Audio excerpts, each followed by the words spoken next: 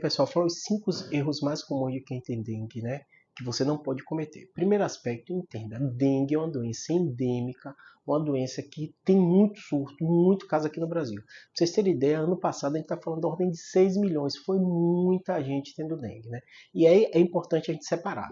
Em primeiro lugar, a dengue é uma doença que na grande maioria das vezes é uma doença autolimitada. Como assim? Você vai ter uma febrona, você vai ter uma dor no corpo, você vai ter um incômodo. Isso vai passar sem necessidade de nenhuma intervenção.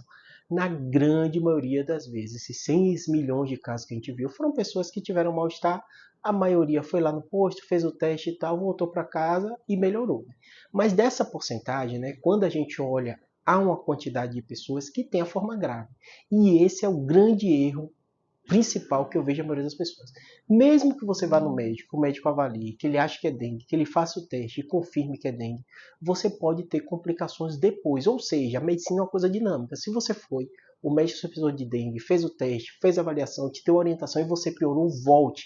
Ah, Júlio, eu fui ontem no médico e tô pior, eu tenho que voltar, volte. Porque não dá para o médico saber, te vendo uma vez, mesmo confirmando que é dengue, suspeitando de dengue, se você vai ter a forma grave. São poucas pessoas que têm a forma grave, mas quem tem a forma grave, se não tratar, morre.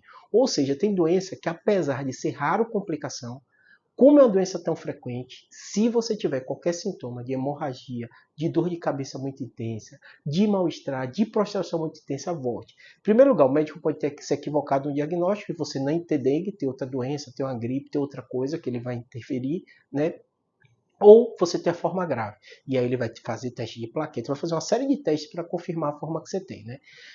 Outro aspecto muito importante, erro muito comum em pessoas que têm dengue, é imaginar que tem dengue, não procurar ajuda e não perceber o quanto é relevante ela ter esse cuidado inicial médico. Por quê? Como a dengue dá muito sintoma, febre, mal-estar, prostração, né? É importante esse contato inicial porque muitas vezes você, paciente, não vai saber diferenciar a dengue da gripe no quadro muito que pode ser muito grave no idoso. Então, extremos da idade, criança e idoso, não dá para nem brincar. Começou a ter quadro, começou a ter sintoma, procure logo. Então, erro muito comum é menosprezar a dengue, às vezes, nesse extremo da idade. Né? Outro aspecto muito importante, né? A dengue já tem vacina. Então, um dos erros mais frequentes que eu vejo, né, as pessoas não entenderem que a vacina da dengue salva a vida.